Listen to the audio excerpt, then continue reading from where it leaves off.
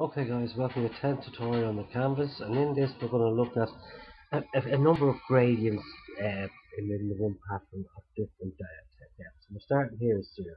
Then this one we want to 0.5 and this one we want to. Okay, now again we have our drawn methods, and then I've given gradient signs of variable gradients to create linear gradients. Okay, we've done that, and now I want to show you how this will run.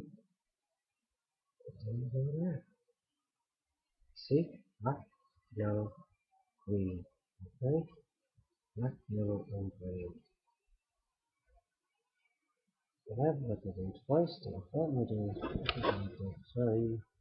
My mistake, rushing to these guys, rushing to these, always rushing to these. Okay? I just put it in twice by my error. And I do make mistakes like anybody else. So there you go, have a look at that. There you go, you add your colour stock in, and I put these three colours. I can change this from here, and I can put right here if I bet like it. I don't know how it's going to show up in red, but we'll have a look anyway and see what it looks like. See? And there's our red at the end.